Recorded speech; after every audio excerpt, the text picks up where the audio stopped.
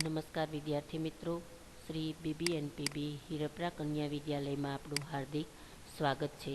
આજે આપણે ધોરણ 11 સંસ્કૃત વિષયમાં ગદ્ય 19 કે એનો વિદ્યા લેક્ચર 1 અને 2ની અંદર અનુવાદ છે અને પ્રસ્તાવના છે, જેનો અભ્યાસ આપણે કરેલો હતો. આજે આપણે એનું જે સ્વાધ્યાય આપેલું છે એ સ્વાધ્યાય છે એનો અભ્યાસ કરીશું. પહેલો પ્રશ્ન છે, અધોલિખિતાનામ પ્રશ્નનામ સમુચિતમ ઉત્તરમ ચિત્વા લિખત. એટલે કે જે વિકલ્પો આપેલા છે તે એમાંથી આપણે વિકલ્પ સાચો પસંદ કરી અને લખવાનો છે. પહેલો વિકલ્પ છે, હિરણ્યકશિપુ નામો કશ્ય દૈતસ્ય પુત્ર કહ આસીત પ્રહલાદ ધ્રુવ કશ્યપ વેનઃ. એમાંનો જે પહેલો વિકલ્પ છે, હિરણ્યકશિપ જે રાક્ષસ છે એનો પુત્ર કોણ હતો? તો ક એટલે કે પ્રહલાદ. પ્રહલાદમ મારયિતુમ હિરણ્યકશિપુઃ કામ પ્રેરયત, કે એને કોણે પ્રેરણા આપી?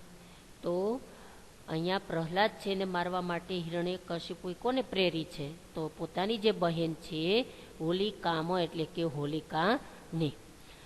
ત્રીજો વિકલ્પ, ભારતે જનાઃ પ્રાયઃ કતિવારમ કૃષિ કુર્વન્તિ? એકવારમ, દ્વિવારમ, ત્રિવારમ, ચતુર્વારમ. શું આવશે? દ્વિવારમ, 2 વખત, શરદ ઋતુમાં અને વસંત ઋતુમાં. હોલકમ જનાઃ કસ્મે સમર્પયંતિ? હોલક છે એ લોકો છે ને શું કરે છે? કે લોકો જ્યારે કોઈ પણ નવું ધાન્ય થાય છે ત્યારે કોને સૌથી પહેલાં સમર્પિત કરે છે? ગણેશાય, શિવાય, અગ્નિદેવાય, વિષ્ણવે. તો કોને સમર્પિત કરે છે? અગ્નિદેવને. ત્યાર પછી બીજો પ્રશ્ન આપેલો છે કે અધોલિખિતાનામ પ્રશ્નામ સંક્ષેપ્ત ઉત્તરમ લિખત. એટલે નીચે આ જે સંસ્કૃત 5 પ્રશ્નો આપેલા છે એના જવાબ છે આપણે સંસ્કૃતમાં જ આપવાના છે. પહેલો પ્રશ્ન, હોલિકો ઉત્સવ કદા યાતિ? હોલિકા ઉત્સવ છે કદા એટલે ક્યારે આવે છે? હોલિકા ઉત્સવ ફાલ્ગુન માસસ્ય પૂર્ણિમાયામ તિથો આયાતિ. ક્યારે આવે છે? ફાગણ મહિનાની પૂનમે. બીજો, હોલિકા નામ સ્ત્રી કસ્ય ભગિની આસીત? કે કોની બહેન હતી એ? હોલિકા નામ સ્ત્રી હિરણ્યકશિપો અસુર રાજસ્ય ભગિની આસીત. ત્રીજો પ્રશ્ન, પ્રહલાદમ અંકે સ્થાપયિત્વા હોલિકા કદા અગ્નો પ્રાવિશિત? પ્રહલાદ એટલે કે હોલિકા છે એ ખોળામાં પ્રહલાદને ક્યારે પ્રવેશી? તો પ્રહલાદ અંકે સ્થાપયિત્વા એકદા ફાલ્ગુન માસસ્ય પૂર્ણિમાયામ અગ્નો પ્રાવેશિત. એટલે કે ફાગણ મહિનાની પૂનમ એટલે કે હોળીના દિવસે. અસ્માકમ દેશઃ કીદૃશઃ વર્તતે? અસ્માકમ દેશઃ ભારત વર્ષઃ કૃષિ પ્રધાનઃ વર્તતે. એટલે કે આપણો દેશ છે ખેતી પ્રધાન છે. હોલકમ જનાઃ પ્રથમ કસ્મે સમર્પયંતિ? લોકો છે એ હોલકને સૌથી પહેલા કોને સમર્પિત કરે છે? તો હોલકમ જનાઃ પ્રથમ કસ્મે શબ્દ નીકળી જશે ને ત્યાં અગ્નિદેવાય સમર્પયંતિ.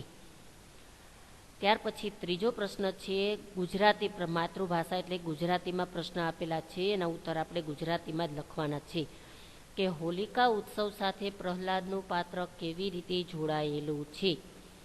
તો આપણે જ્યારે પ્રસ્તાવના સમજતા હતા ત્યારે આખો એનો ઇતિહાસ છે સૌથી પહેલાં સમજ્યા હતા કે ફાગણ મહિનાની પૂનમના દિવસે હોલિકા ઉત્સવ છે મનાવવામાં આવે છે. જે હિરણ્યકશિપ નામનો રાક્ષસ છે પોતાની બહેન હોલિકાને પ્રેરે છે કે પ્રહલાદને મારી નાખવા માટે. તે શું કરે છે? અગ્નિમાં બળી અને તેને સમાપ્ત કરી નાખવાનું વિચારે છે. એની બહેન હોલિકા છે એ પોતાના ભાઈ અસુરરાજનું એટલે કે હિરણ્યકશિપનું માની ખોળામાં બેસાડીને અગ્નિની જ્વાળાઓમાં બેસી જાય છે, પરંતુ ભક્ત પ્રહલાદ છે એ બળી જાય છે, એ બચી જાય છે અને હોલિકા છે એ બળી જાય છે. બીજું, પ્રહલાદ કેવો વ્યવહાર કરતો હતો? તે કોને ગમતો નહોતો? પ્રહલાદ છે હંમેશા ભગવાન વિષ્ણુ છે એનું ધ્યાન કરતો હતો અને તે વ્યવહાર છે પોતાના પિતા હિરણ્યકશિપને ગમતું ન હતું.